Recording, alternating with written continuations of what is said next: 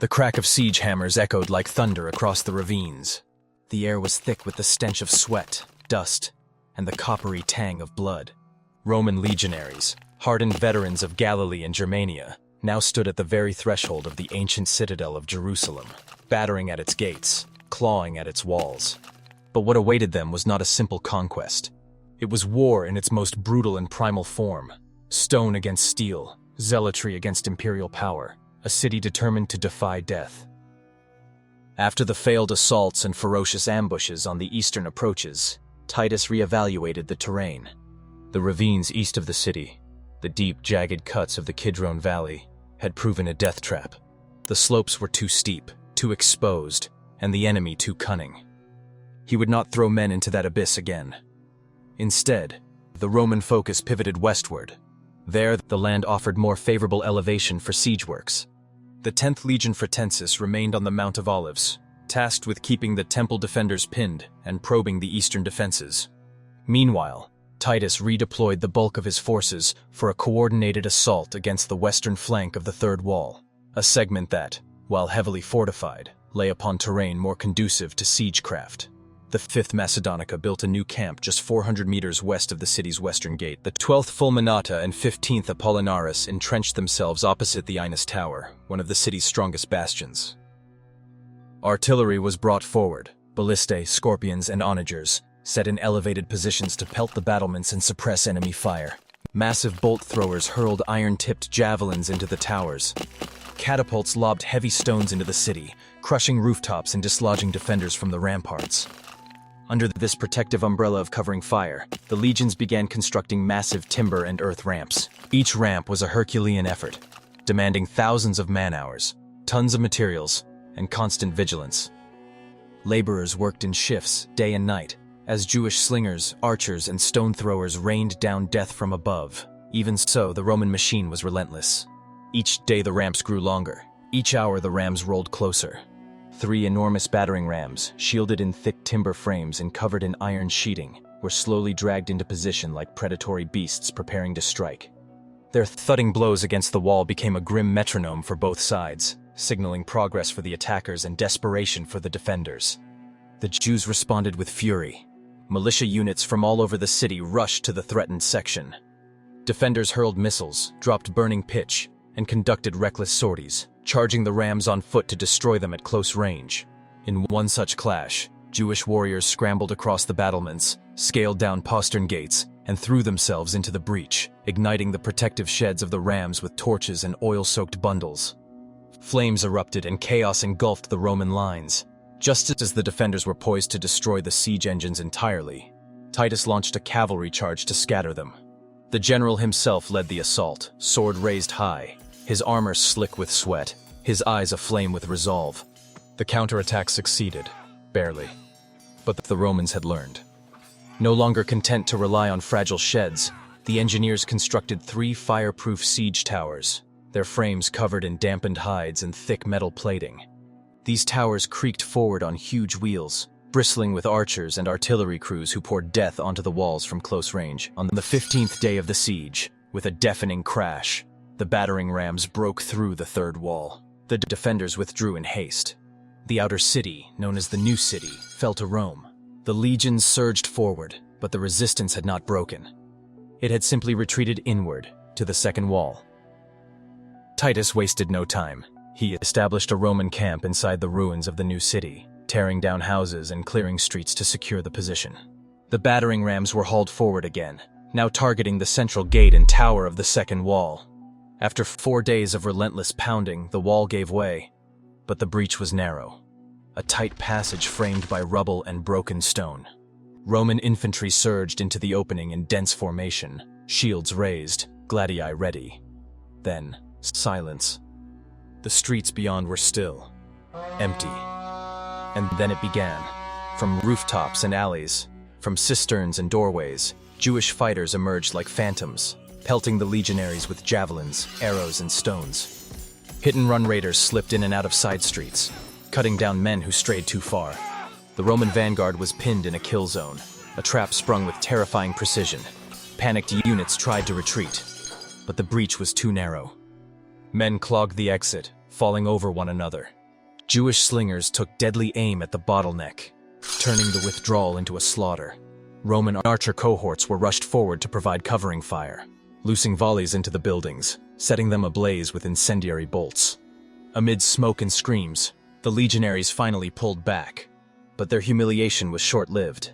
The defenders, sensing momentum, surged out to retake the breach. Armed mobs pressed into the Roman lines.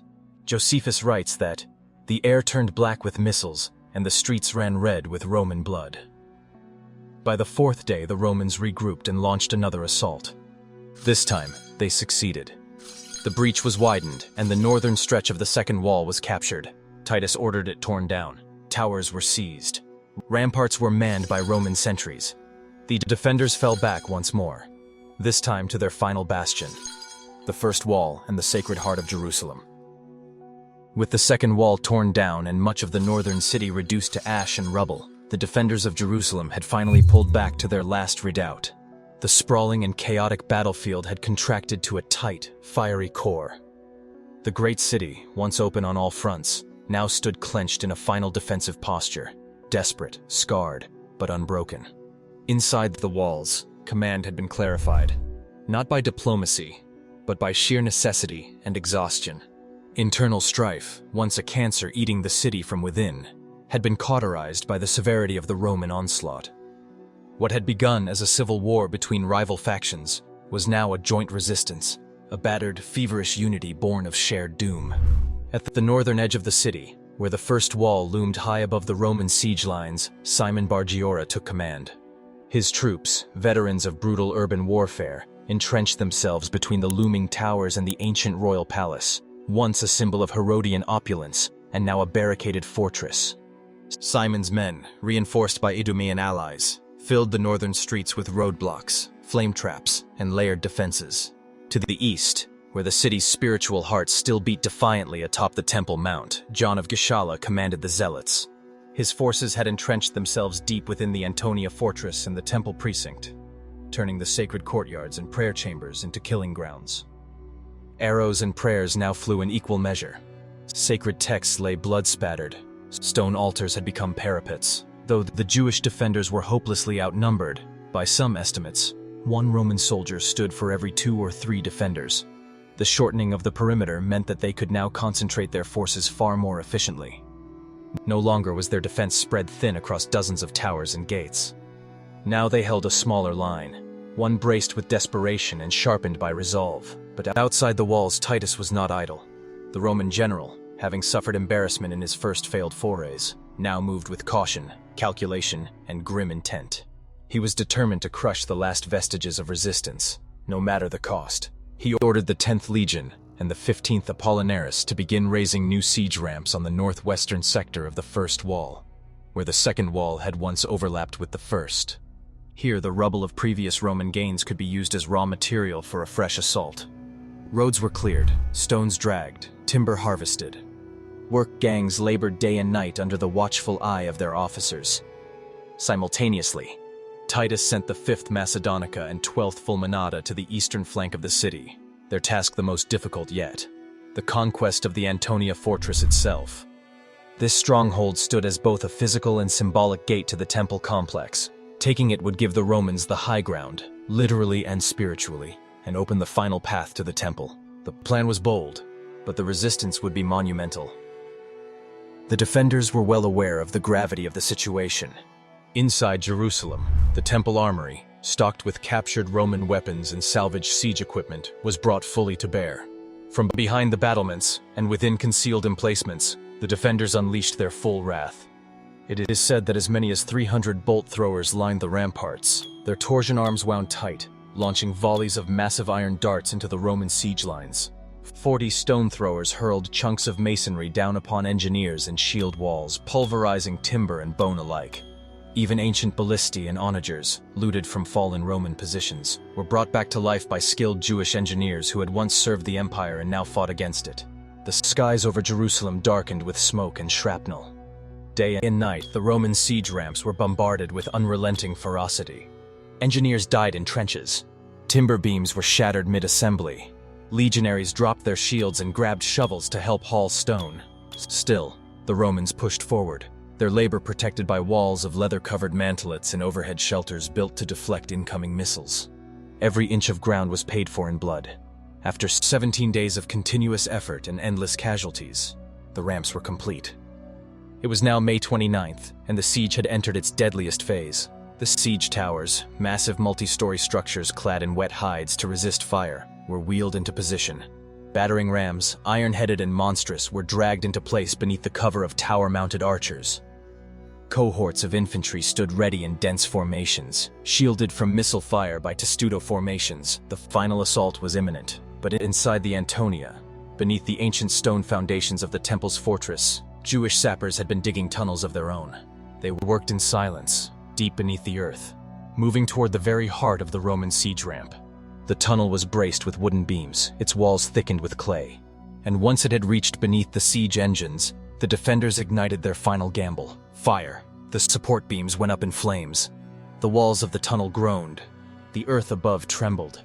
And then, with a roar like thunder from beneath the world, the siege ramp collapsed.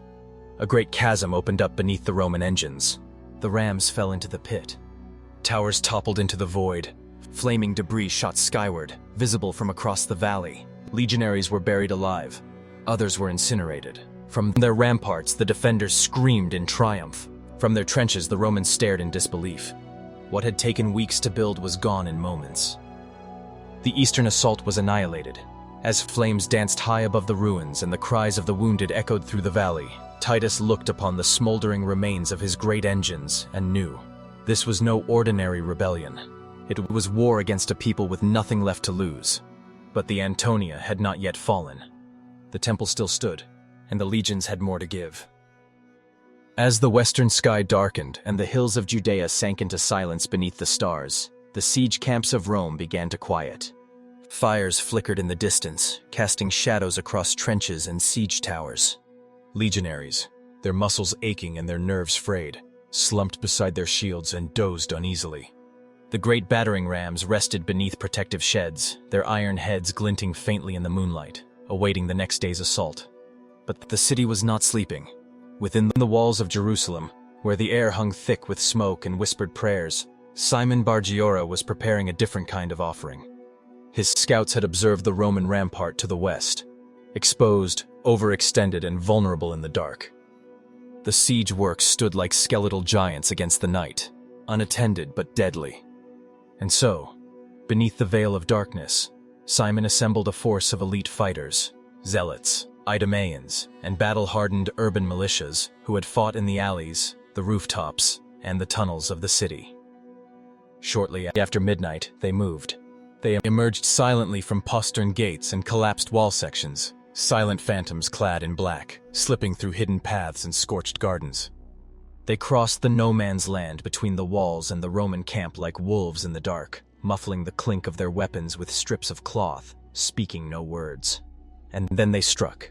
The first Roman sentries died without a cry, their throats slit with daggers in the shadows. The rest awoke to a scene torn from nightmare. The battering rams, those great emblems of Roman power, were doused in oil and set ablaze. Flames leapt into the sky, turning the dark hills blood red. Dry timber crackled. Hides burned. The sheds protecting the rams curled and blackened like parchment. Smoke rolled into the camps, choking the breath of waking soldiers. Panic spread. Roman officers barked orders. Horns sounded in confusion. Legionaries stumbled out of their tents, grabbing weapons and shields as they charged toward the flames, only to find themselves under attack from all directions. More Jewish reinforcements poured in from the city, racing down the slopes like a tide of ghosts, hurling javelins, slashing with swords, and lobbing flaming debris into the chaos. What followed was not battle. It was a maelstrom. Amid burning siege towers, men fought at arm's length. Torches and swords clashed in the flickering dark. Screams rang out over the crackle of fire. The battlefield became a tug-of-war over flame, with Roman engineers trying desperately to pull the rams to safety while Jewish warriors hacked at the ropes and slaughtered those who tried. The very earth seemed to glow beneath their feet. Despite the Romans' experience and discipline, disorder reigned. The flames disoriented the legions. Conflicting commands and sudden ambushes caused confusion. Units stumbled into each other. Pilums and gladii clashed with crude spears and short blades in a chaos of blood and smoke. In the end, it was the Romans who blinked, one by one. Their lines collapsed under the relentless ferocity of the attackers. Shouts for retreat were finally heeded, and the legionaries began falling back. Disorganized, many wounded, all shaken. It was the first time since the siege began that Roman forces had been driven from their siege lines. The defenders were not finished. Emboldened, they pursued the fleeing Romans. Arrows hissed through the dark. Slings cracked the air. Jewish warriors surged forward, cutting down stragglers, pressing the momentum with unrelenting fury. The retreat nearly turned into a rout, and only one thing stopped it. Titus, the Roman general, awoken by the alarms, mounted his horse and rode into the inferno, accompanied by a corps of elite cavalry. With sword in hand and cloak billowing behind him, he galloped into the retreating ranks, rallying men by force of will alone. His presence steadied the line. His cavalry cut into the flank of the pursuers, forcing them back toward the walls. The immediate crisis was over, but the damage had been done. When the sun rose over the Mount of Olives the next morning, it shone down upon a ruined siege line. Rams lay shattered and smoldering. Siege towers were charred husks. Tents had been burned, and trenches flooded with the blood of the dead. The Roman camp, once orderly and supreme, now resembled a battlefield, and not one in their favor. Titus had to act, not just with force, but with strategy. The Roman war machine had taken a blow to its pride. Its arms were bloodied, its armor scorched, and its engineers demoralized. But Rome did not break easily. Where other generals might have hesitated, Titus adapted. He recognized that the assaults had stretched his forces thin, made them vulnerable, and failed to cut off the lifeline that sustained Jerusalem. He would no longer fight to batter the walls alone. He would starve the city, and so he conceived an audacious plan, one that had been used in the past by Julius Caesar at Alesia, but never on this scale in the east. Titus ordered the construction of a circumvallation wall, a continuous ring of earthen and timber fortifications that would surround Jerusalem entirely, cutting it off from all outside aid and ensuring that no one would escape. This would be no simple palisade. It would be a masterpiece of siegecraft, 8 kilometers long, reinforced with 13 fortified towers, guard posts, and ditches. Within these lines, entire Roman units would be stationed, ready to repulse any breakout attempts. Supplies would be stored behind these defenses. Scout towers would dot the horizon. Signal fires would coordinate units across the hills. But Titus didn't merely demand obedience. He inspired competition. He divided the task among his legions and auxiliary cohorts, assigning sections of the wall to each, and encouraged a contest of honor. The men, still stung by the humiliation of the night attack, threw themselves into the work with a fervor fueled by pride, revenge, and survival. They competed for speed, for precision, for the glory of being the first to complete their section. Pickaxes clanged, timber groaned, sweat poured, blood was spilled again, this time into the soil, as workers died of heat stroke or were struck by the occasional missile from the city walls. But the work continued, unrelenting, and in just 3 days the great Roman noose was drawn tight. From the Mount of Olives to the northern ridge, across ravines, hills, and roads, the wall stood tall. Its 13 posts became islands of vigilance. Torches lined its perimeter. Horns were sounded hourly.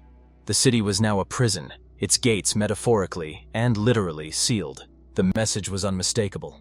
To the Jews, your time is ending. There will be no escape. To the Romans, this is not defeat. This is only the beginning of final victory.